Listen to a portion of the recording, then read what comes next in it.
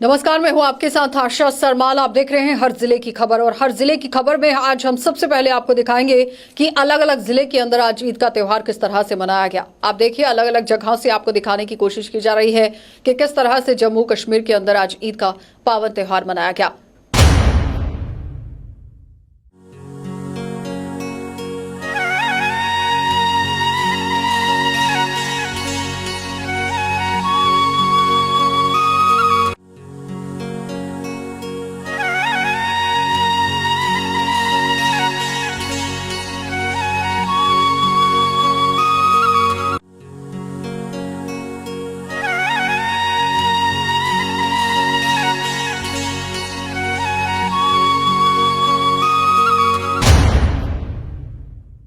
चलिए अब आपको सीधा कुपवाड़ा लिए चलेंगे, और जिला कुपवाड़ा के अंदर आदान प्रदान जो मिठाइयों का किया गया है सीमा पर, हमारे सुरक्षा बलों की तरफ से आदान प्रदान किया गया। किस तरह से किया गया, शमीम हमारे साथ जुड़ रहे हैं, हमारे संवाददाता। देखिए,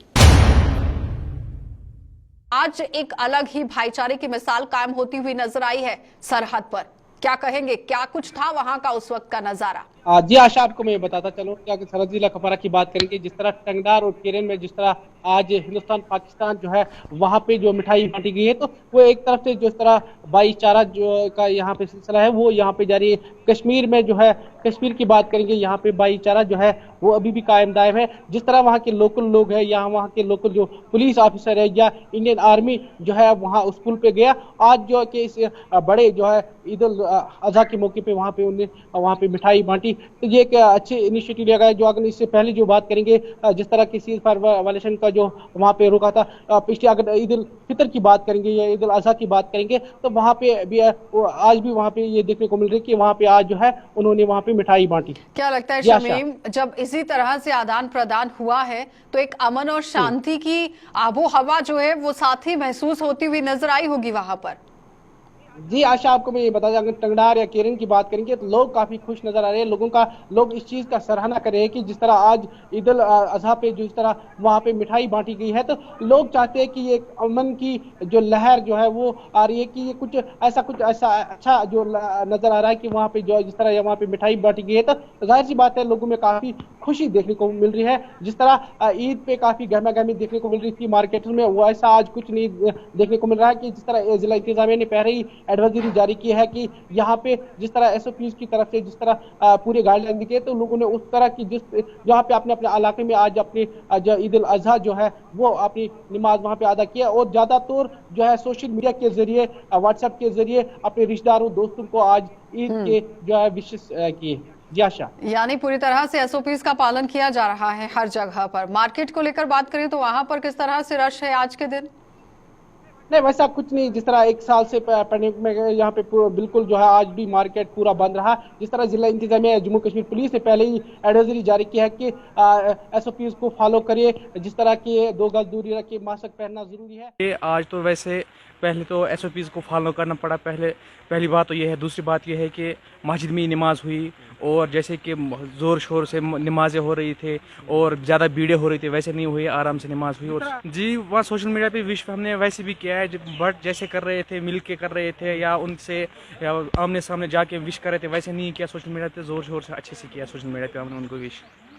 जी, सबसे पहले मैं आपकी वसअत से तमाम उम्मत मुस्लिमा को ईद मुबारक पेश करना चाहता हूँ। और उसके बाद मैं ये कहना चाहूँगा कि कोविड-19 की वजह से जो चहल पहल पहले दिखाई दे रही थी, आज कोविड-19 की वजह से वो चीज़ें नहीं दिखाई दी गई, क्योंकि बड़ी सादगी से ईद मनाई गई और लोगों का रश भी कम था और मस्जिदों में ईद नमाज पढ़ी गई। और ये जो सोशल डिस्टेंसिंग का ख्याल रखा गया, क्योंकि जिस महामारी से हम गुजर रहे हैं तो यही इसका इलाज है। जब तक न हम सोशल डिस्टेंसिंग का ख्याल करेंगे या मतलब जो भी रश है मार्केटों में उसको कम करेंगे, तब तक हम इस बीमारी से लड़ नहीं सकते। मेरी मैसेज यही है कि ईद को सादगी से मनाया जाए, और जो इस ईद कुर्बान का जो भी मैसेज है उसको अच्छी तरह से फॉलो किया जाए, और हमसायों का ख्याल रखा जाए। जो भी हमारे मतलब हमसाये में गरीब हैं या हमारी सोसाइटी में, उनका ख्याल रखा जाए और इसी तरह से ईद मनाई जाए। चलिए अब आपको श्रीनगर लिए चलते हैं, और श्रीनगर से अमजद हमारे संवाददाता हमारे साथ जुड़ रहे हैं। क्या कुछ बता रहे हैं, क्या कुछ अपडेट है वहां पर, वो भी दिखा देते हैं।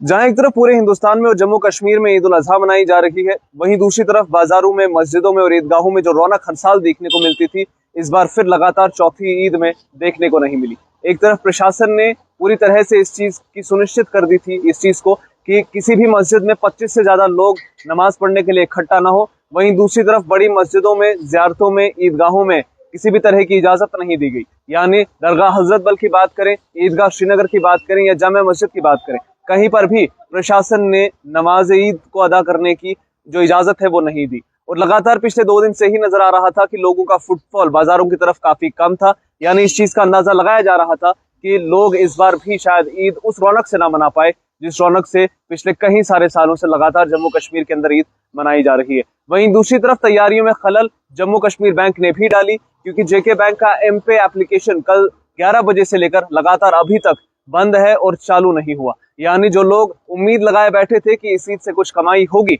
उनकी कमाई में काफी कटौती जम्मू कश्मीर बैंक की वजह से हुई। और लगातार ये चीज देखी जा रही है कि कोरोना की वजह से भी जो मार्केट है वो इम्पैक्टेड रहा। आज की मस्जिदों में भी गैदरिंग कम देखने को मिली, जहां पर थी वहां पर पूरी तरह से एसओपी प्रोटोकॉल को फॉलो किया गया। और ये लाल चौक की तस्वीरें आप देख रहे हैं, हमारे पीछे मशहूर घंटाघर है जो हर साल ईद के दिन में पूरी तरह से हम कहें तो रौनक का बाजार बना हुआ करता था। लोग आया करते थे, चाहे ईद से पहले की बात करें या ईद के दिन की बात करें, बच्चे बाहर बाजारों में नजर आया करते थे। लेकिन किसी भी तरह की आज भीड़ इस मार्केट में, इस बाजार में नजर नहीं आ रही है। लेकिन इसमें एक चीज जो हर बार की तरह रिवायत रही आज की ईद में, वो कुर्बानी थी। यानी लोगों ने काफी हद तक कोशिश की कि जिनके पास में साधन है वो कुर्बानी कर सके, लेकिन फिर भी कुर्बानी का बाजार भी काफी ज्यादा इम्पैक्टेड रहा। जहां हर साल ये बताया जा रहा है कि लगभग 5.25 लाख भेड़ बकरियां बेची जाती थी कुर्बानी के लिए, इस बार मुश्किल से 2.25 लाख का नंबर पार कर पाए हैं वो ताजिर जो इस शोबे के साथ में जुड़े हुए हैं। यानी कुर्बानी के जानवर भी इस बार कम बिके हैं। इससे साफ पता चलता है कि लगातार पिछले 2 साल से चल रहे लॉकडाउन ने किस कदर लोगों के जेब को झंझोड़ दिया है और अब शायद लोगों के पास इकोनॉमिक ताकत नहीं बची है। कैमरामैन फिरदौस नजार के साथ अमजद खान की रिपोर्ट। चलिए, उसके साथ ही एनकाउंटर को लेकर भी आज बातचीत कर रहे हैं अनिल, क्या कुछ रिपोर्ट दे रहे हैं, देखिए।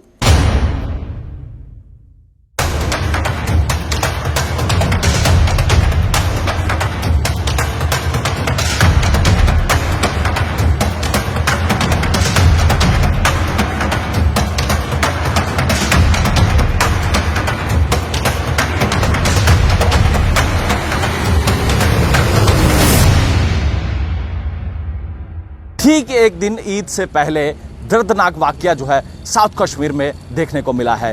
ये एक परिवार जिस पर देर रात हमला किया गया आतंकियों द्वारा, एक बेटी और एक माँ जो सुरक्षा कर्मी था, जो पुलिस में काम करता था, उसकी वाइफ और उसकी बेटी पर जो है देर रात आतंकियों ने जो है हमला किया है। और आपने तस्वीरें देखी कि उन्हें हॉस्पिटलाइज किया गया और डॉक्टर द्वारा ये कहा जा रहा है कि उनकी हालत जो है अभी स्थिर बताई जा रही है। मगर लगातार आतंकियों द्वारा जो है कश्मीर में दहशत फैलाने की कोशिश की जा रही है और कश्मीरियों को जो है निशाना बनाया जा रहा है।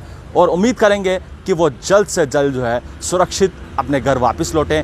मैं दुआ करूंगा कि आप लोग भी दुआ करें कि वो अपने घर जो है सुरक्षित घर वापस लौटें। मैं उम्मीद करूंगा कि ये आतंकियों को जो है हमारे सुरक्षाकर्मी जो है जल्द से जल्द जो है कश्मीर के इलाके से जो है खात्मा ज़रूर करेंगे। तब तक के लिए आप बने रहे JK 24/7 के लिए। कैमरा पर्सन दीपक जी के साथ, धन्यवाद। उसके साथ ही अनिल कालिका कॉलोनी भी पहुंचे हुए थे। यहां पर किस तरह से हालात बने हुए हैं वो दिखा देते हैं। पूरी गल की हुई, पूरा खुलिए दस्यो थोड़ा। पूरी गल ये हुई जिसले बरखा आई है तो अस अंदर बैठे हाँ, इन्नी चिर लाड़ी रोटी ले आई, रोटी पाइए ले आई तो रोटी बेही है, तीन जने बेही है, 3 जने खान लगे। चौथी थाली जी तो निक्का मुड़ा बाहर हा तो उसी बाजा मारियां तो वो आया, चाहे 2-3 ग्राह रोटी दे खाई ले दे। इन्नी चिर जो निक्का आया वो इत्थे उरे बैठा, वो लगा रोटी खान। उन्हें जो 1 ग्राह 2 ग्राह मूँह बिच पाया ना, इन्ने बिच मतलब ये दीवार जी है पहला फटी है, फटी तो थल्लों दा बौन लगी पई। इन्नी चिर मुड़े दा ध्यान पिया ते करदा करलाया है, मम्मी जल्दी निकलो बाहर, दीवार गई।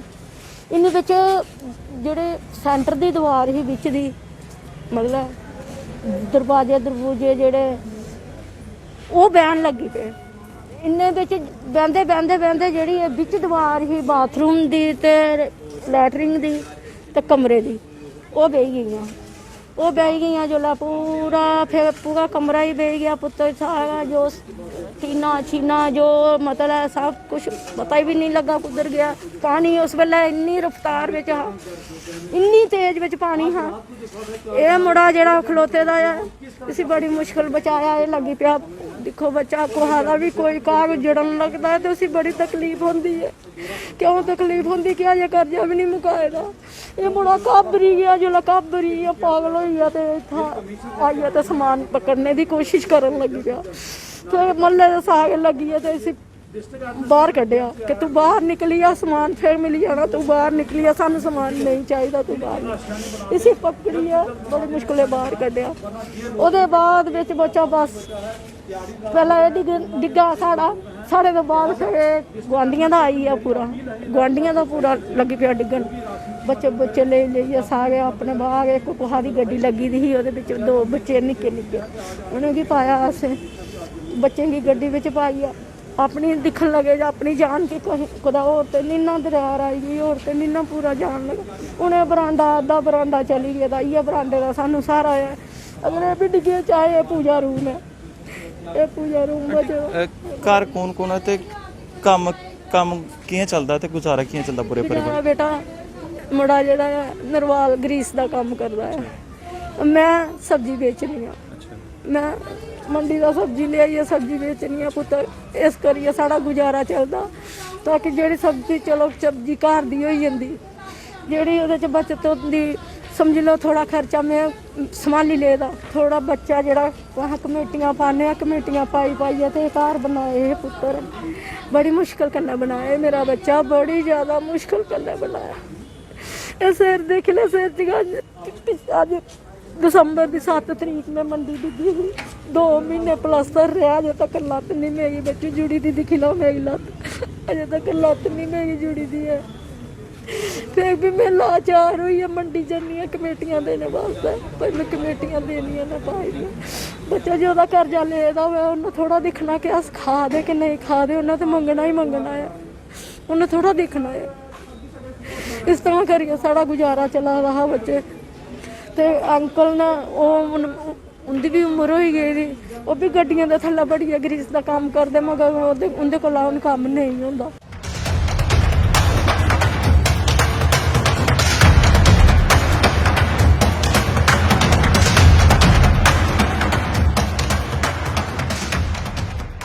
ये आखना चाहने कि 1.5 साल हो गया साढ़े नाला रुड़े दे ते 1.5 साल दे आखी थकी गए अस निक्के निक्के साढ़े बच्चे ने हूँ परतियै फ्लड आई है दोबारा 3 बारी आई चुके हैं फिर भी साढ़ा कोई सुना नहीं है तो हूँ ये चाहते हैं कि रुड़न तो फिर हूँ केह् करचै समझ नहीं आ रही सानू ना कोई इन्नी मजबूरी समान भी रुड़ी हर चीज़ रुड़ी तो करचै केह् हूँ दसो 1.5 साल दे बोली थकी हैं कि रोज़ बोलने सर साढ़ा करो सरकार से किस तरह की गुहार लगाते हैं क्या कहना अस इयै आखने डी साहब अग्गे अपील करने कि साढ़ा आइए इधर आइए दिक्खन और साढ़ा जो नुकसान होया सानू साड़ी मदद करन जां साढ़ा नाला बनान ये जेह्ड़ा रुके दा एह्दे कन्नै सानू बड़ा नुकसान होआ और अग्गे भी होना है अगर नहीं ते दिक्खन गे ते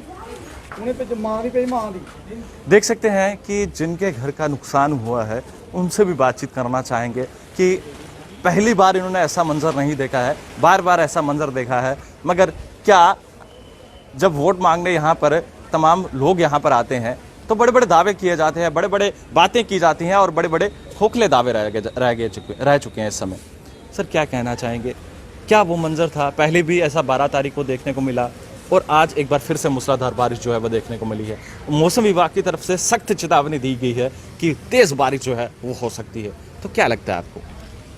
देखो ये 5 किलोमीटर से पीछे से नाला बना हुआ है जलालाबाद बठिंडी से बना हुआ है जो यहाँ से 600 मीटर कोई आधा किलोमीटर ये नीचे नाला ये पीछे से बनता आ रहा है यहाँ से छोड़ दिए तो ये कहते हैं कि हम 1.5 साल से यही हमारी अपील है कि ये नाला जो छोड़ा हुआ है ये बना दो आप हैं। अभी ये कहते हैं कि पैसे 5 करोड़ आया गया यही इनका बस आज जो नुकसान हुआ ये गवर्नमेंट की वजह से हुआ ये नाला हमारे पास बना हुआ है क्या क्या कहना चाहेंगे सरकार से, किस तरह की अपील करना चाहेंगे? ये अपील हमारी यही है, ये नाला जो पीछे से बना हुआ है यहाँ से लेके अभी शमशान घाट तक ये नाला कंप्लीट होना चाहिए।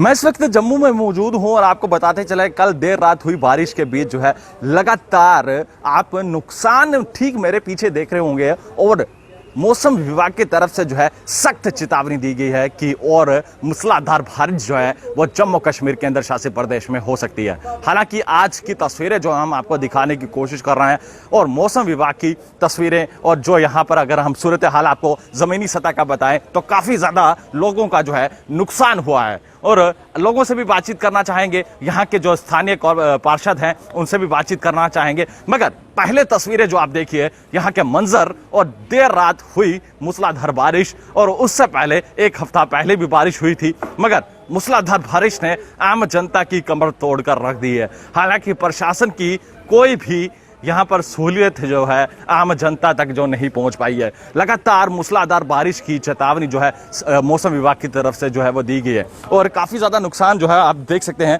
इस वक्त की तस्वीरें जो है जम्मू के इलाके से हम दिखाने की कोशिश कर रहे हैं और परिवार इस समय अपने आशियाने को जो है उजड़ते हुए देख रहे हैं। हालांकि सामान को समेटते हुए नजर आएंगे। काफ़ी दुख लगता है कि इन जैसी खबरों को देखकर और कहीं ना कहीं काफ़ी चेतावनी जिस तरह से मौसम विभाग की तरफ से दी गई है, वहीं पर जम्मू का म्युनिसिपल कॉर्पोरेशन जो है नाकाम साबित होता हुआ नजर आया है। चलिए अब आपको जिला सांबा लिए चलते हैं और सांबा से भी ऋषि खजूरिया हमारे साथ जुड़ रहे हैं। कोरोना को लेकर अपडेट दे रहे हैं। माइक्रो कंटेनमेंट जोन बनाए गए हैं, किस तरह से हैं हालात वो दिखा देते हैं। कोरोना वायरस की जिस तरह से दूसरी लहर ने दस्तक दी थी जो काफी ज्यादा घातक साबित हुई थी और लगातार अगर जिला सांबा की बात करें तो जिला सांबा के कई अलग अलग ऐसे इलाके थे जिन्हें जिला प्रशासन सांबा ने माइक्रो कंटेनमेंट जोन घोषित किया था क्योंकि उन इलाकों से कई सारे कोविड पॉजिटिव केसेस सामने आए थे। लेकिन अब जिस तरह से हालात काफी ज्यादा सामान्य हो चुके हैं और कोरोना वायरस की दूसरी लहर का असर अब काफी ज्यादा कम हुआ है, यानी ये कह सकते हैं कि मामले पूरी तरह से शून्य पर आ चुके हैं। और उसी के साथ साथ अगर बात करें तो अब जिन इलाकों को माइक्रो कंटेनमेंट जोन प्रशासन ने घोषित किया था वो अब सारे इलाके एक बार फिर से डी नोटिफाई कर दिए गए हैं। यानी यूं कहें तो अब यहां पर कोरोना वायरस का असर अब काफी कम हो चुका है, जिसके चलते प्रशासन ने अब ये फैसला लिया है कि जितने दिनों के लिए वो माइक्रो कंटेनमेंट जोन घोषित किए गए थे इलाके वो सारे अब डी नोटिफाई हो चुके हैं। मैं आपको डिटेल वाइज बताना चाहता हूं कि किस किस इलाके को अब डी नोटिफाई कर दिया गया है। मैं आपको बता दूं कि विजयपुर का बुधवाल इलाका अब इसे डी नोटिफाई कर दिया गया है। उसी के साथ साथ उत्तर बैनी प्रमंडल का एक इलाका है खड़ा मदाना, इसे भी अब डी नोटिफाई कर दिया गया है। इसी के साथ साथ एक ब्रिक किल्न जहां से अभी पिछले दिनों में कुछ काफी ज्यादा पॉजिटिव केसेस सामने आए थे, ये रामगढ़ तहसील में पड़ता है, राड़ी इलाका, वहां से भी ये जो ब्रिक किल्न है इसे डी नोटिफाई कर दिया गया है। इसी के साथ साथ विजयपुर कैंप जो है वो विजयपुर का इलाका ये भी डी नोटिफाई कर दिया गया है। और आखिर में आपको बता दें कि एक उत्तर बैनी का इलाका बताया जा रहा है विलेज मोहल्ला मारी खुई, ये भी इलाका डी नोटिफाई कर दिया गया है। तो ये जो नए 5 इलाके डी नोटिफाई किए गए हैं, इसी के साथ अब जिला सांबा में कोई भी माइक्रो कंटेनमेंट जोन नहीं बचा है। जितने भी माइक्रो कंटेनमेंट जोन बनाए थे वो सारे के सारे डी नोटिफाई कर दिए गए हैं। तो एक राहत की खबर है कि लगातार जो कोविड की सेकेंड वेव काफी घातक साबित हो रही थी, लगातार कोविड जो वो सांबा जिला में पैर पसारे हुआ था, लेकिन अब पूरी तरह से सारे के सारे इलाके अब कोविड फ्री हो चुके हैं। जिन इलाकों में रिस्ट्रिक्शंस लागू की गई थी इन माइक्रो कंटेनमेंट जोन्स में, अब वहां पर भी सारी रिस्ट्रिक्शन जो वो उठा ली गई हैं, तो अब वहां पर भी जिंदगी जो वो पटरी पर लौट आई है। तो एक राहत की खबर है, लेकिन अभी भी हमें पूरी तरह से एहतियात बरतने हैं। हालांकि तीसरी वेव का जिक्र किया जा रहा है, तो तीसरी वेव कितनी घातक साबित हो सकती है, किस तरह की वो वेव होगी, ये अभी कुछ नहीं कहा जा सकता, लेकिन वो वेव ना आए इसको लेकर भी हम भगवान से ये प्रार्थना करेंगे। और वो आपके ऊपर भी डिपेंड करता है कि आप लोग किस तरह से प्रिकॉशंस बरतते हैं, आप लोग किस तरह से गाइडलाइंस का पालन करते हैं। क्योंकि अगर गाइडलाइंस का पालन आप अच्छे से करते हैं तो शायद हम तीसरी वेव का शिकार ना हो, लेकिन अगर लापरवाही की तो सामने आपके रिजल्ट आ जाएगा कि यहां एक बार फिर से माइक्रो कंटेनमेंट जोन्स बनाए जाएंगे, लगातार रिस्ट्रिक्शंस लागू कर दी जाएंगी और फिर काफी ज्यादा चिंताएं जो वो बढ़ जाएंगी। लेकिन अभी का जो प्रेजेंट अपडेट, जो लेटेस्ट अपडेट है कि जिला सांबा में जितने भी माइक्रो कंटेनमेंट जोन्स बनाए गए थे कोविड की सेकेंड वेव में, वो सारे के सारे डिनोटिफाई कर दिए गए हैं और वहां से अब रिस्ट्रिक्शंस को भी हटा लिया गया है। तो ये राहत की खबर है, लेकिन आप लोग एहतियात बरतते रहिए, इसी में आप सबकी भलाई है। चलिए अब आपको लिए चलते हैं जिला डोडा और डोडा से भी दिखा देते हैं कि वसीम गट्टू किस तरह से पूरी अपडेट कर रहे हैं। ईद को लेकर बातचीत की है उन्होंने मौलाना के साथ, क्या कुछ बातचीत हुई है देखिए। बहुत बहुत मुबारक। और सीरत कमेटी की तरफ से फैसला लिया गया था सुबह 6 बजे से ही हर नज़दीकी मस्जिद में ईद की नमाज अता की जाएगी। और हमने ये भी देखा कि सोशल डिस्टेंस का पूरा ध्यान रखा गया था, कोविड भी चल रहा है। और एडमिनिस्ट्रेशन की तरफ से पहले ये फैसला लिया गया था कि हर मस्जिद के अंदर एक ईद की नमाज अता की जाएगी। और इसी सब पे मेरे साथ बात करने के लिए एक नात खान भी हमारे साथ जुड़े हैं, डोडा के ही हैं ये। इनसे जानने की कोशिश करेंगे क्या मैसेज होगा इनकी तरफ से सब लोगों को। सर आपका बहुत बहुत शुक्रिया, कीमती वक्त आपने दिया। थोड़ा सा क्या मैसेज देंगे आप सब लोगों को? सबसे पहले मेरी तरफ से अहले इस्लाम को अस्सलामु अलैकुम वरहमतुल्लाहि बरकातुहू और ईद मुबारक। मैसेज यही है कि अल्लाह पाक जल्द से जल्द ये कोरोना बीमारी जो है इसको ख़त्म हो जाए और सब सुकून से चैन से रहें। अल्हम्दुलिल्लाह यहाँ सीरत कमेटी की तरफ से एक फ़ैसला लिया गया था कि 6:30 बजे नमाज होगी और परफेक्ट टाइम पे नमाज अदा हुई, दुआ हुई कोरोना बीमारी के मुतालिक कि ये जल्द से जल्द यहाँ से दूर हो जाए, बीमारी दूर हो जाए। और बाकी अब ईद का आपको पता ही है कि बेचैनी है क्योंकि ईदगाहों में तो नमाज हो नहीं रही है, मस्जिदों में नमाज चहल पहल होती थी। ईद के टाइम पे काफ़ी चहल पहल नज़र आती थी। इस बार भी हम देख रहे हैं कि वो चहल पहल कहीं नज़र नहीं आ रही है। वजह यही है कि बीमारी है, वबा है। हर एक आदमी चाहता है कि इससे बचने की कोशिश कर रहा है। बस कुर्बानी के हवाले से क्या मैसेज होगा सब लोगों को? अल्हम्दुलिल्लाह कुर्बानी तो यहाँ तो कुर्बानी सब करते हैं, 2-2 3-3 कुर्बानियाँ करते हैं घरों में। तो ये तो हमारे पैगम्बरों की सुन्नत है, ये तो करनी है। एक नात खान भी हैं आप, थोड़ा सा अगर आप सुनाएंगे 2 लाइनें आप बताएंगे थोड़ा सा। ताबे मिराते सहर गर्दे बिया बाने अरब गाज़े रुए कमर दूधे चिरा गाने अरब पाए जिब्रील ने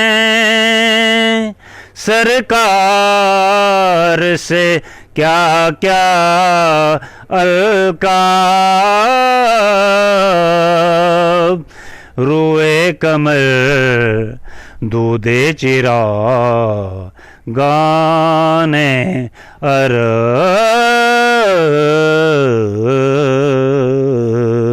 बहुत बहुत शुक्रिया अकबर जी, हमसे पूरी बात कर रहे थे और नात भी उनने सुनाया और काफ़ी खूबसूरत नात उनने सुनाया। और आज ईद का दिन भी है और डोडा के सब लोगों को फिर से एक हमारी तरफ पूरी टीम की तरफ से ईद मुबारक।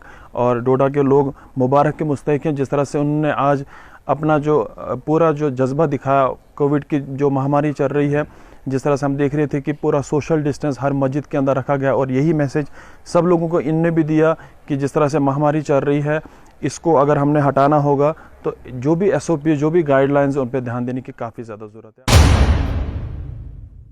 चलिए अब आपको कुलगाम लिए चलेंगे। तनवीर हमारे साथ जुड़ रहे हैं, क्या कुछ है पूरी जानकारी, क्योंकि किस तरह से ईद का त्योहार वहां पर मनाया गया है वो भी देख लीजिए।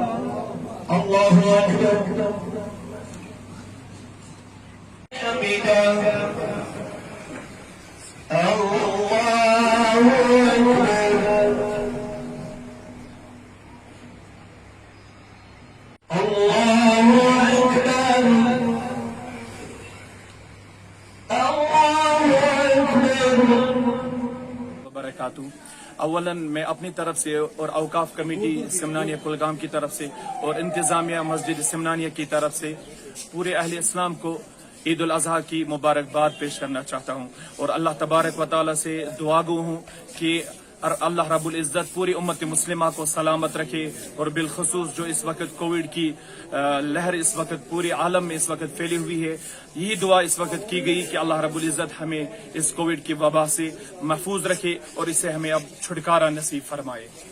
और यहाँ पर आज कुलगाम में कुलगाम में मस्जिद सिमनानिया में आज यहाँ पर ईद उल अजहा की ईद नमाज अदा की गई। मुल्क भर के साथ साथ जनूबी कश्मीर के ज़िले कुलगाम में भी ईद उल अजहा, जिसे हम ईद उल कुर्बानी भी कहते हैं, आज अकीदत व एहतराम के साथ मनाई गई है। यहाँ पे मसाजिदों, खानकाहों व दीगर कई इबादत गाहों में ईद नमाज अदा की गई। आपको बता दूं, इस बार कोरोना वायरस के खदशात के पेश नज़र मसाजिदों में सोशल डिस्टेंस व SOPs का ख्याल रखा गया है। लेकिन एक सबसे बड़ी बात देखने को ये मिली, जिस तरह से ईद की नमाज और मुख्तलिफ अवकाफ कमेटी ने यह फैसला लिया है कि जो ईद की नमाज है वो फजर के बाद ही अदा की गई है। इस बार उलमाए किराम ने न सिर्फ ईद कुर्बान बल्कि कोरोना वायरस, मौलिक बीमारी और कश्मीर की अमन शांति के लिए दुआ मांगी। बच्चों से जब हमारी बात हुई तो बच्चों ने ये कहा है कि इस बार जो है ईद जो है वो फीकी फीकी सी नज़र आ रही है। जगह 24/7 के लिए मैं कुलगाम से रणवीर वानी। चलिए, तो फिलहाल आपने देखा कि ईद को लेकर आज किस तरह से हर जगह पर संवाददाता पहुंचे हुए थे। उन्होंने रिपोर्ट भी किया कि कैसे इस त्योहार को मनाया गया, लेकिन धूमधाम के साथ इस त्योहार को मनाया तो क्या, और साथ ही साथ SOPs का भी पालन किया गया। अब सबसे बड़ी बात यहाँ पर यह है कि रिपोर्ट आपको कालिका कॉलोनी से भी दिखाई गई है, लेकिन उससे भी बड़ी बात यहाँ पर यह है कि अतिक्रमण जब आप लोग करते हैं और उसके बाद नदी नालों के किनारे पर बस जाते हैं, तो जब बाढ़ जैसी स्थिति बन जाती है तो जाहिर तरीके से घरों को नुकसान होता है। तो जब भी आप जमीन खरीदने पहुंचे उस वक्त अच्छी जगह पर ही अपना घर बनाएं, या फिर लगातार जिस तरह से विभाग की तरफ से जो गाइडलाइंस जारी की गई होती हैं उन पर अमल जरूर करें। क्योंकि कालिका कॉलोनी की अगर बात करें तो वो एक पूरा इलाका जो है वो नाले पर बसता है और हर वक्त वहां पर इसी तरह से सूरत हाल रहते हैं। ये कोई पहला मौका नहीं है कि कालिका कॉलोनी से ऐसी तस्वीरें देखने को मिली हों। हर बरसात में इसी तरह से वहां पर तस्वीरें सामने आती हैं और जाहिर तरीके से लोगों की तरफ से आरोप भी लगाया जाता है कि प्रशासन ने यहाँ पर कोई काम नहीं किया। लेकिन थोड़ी बहुत यहाँ पर संजीदगी आम लोगों को दिखाने की भी जरूरत है कि जब आप कोई भी जगह खरीदते हैं या घर बनाते हैं तो उसको कितनी दूरी पर बनाना चाहिए नदी नालों के, और अगर आप नदी नालों के पास जमीन को खरीदते हैं तो किस तरह से गाइडलाइंस का पालन करना होता है, इस पर भी ध्यान देना आम जनता का बहुत बड़ा फर्ज बनता है। उसके साथ ही विभाग को भी काम करने की जरूरत है कि अगर आम लोगों के घरों को यहाँ पर नुकसान पहुंचा है तो या तो मुआवजा या फिर इस पुल को जल्दी से जल्दी बनाया जाए, नाले को जल्दी से जल्दी रिपेयर किया जाए। आप देखते रहिए कार्यक्रम।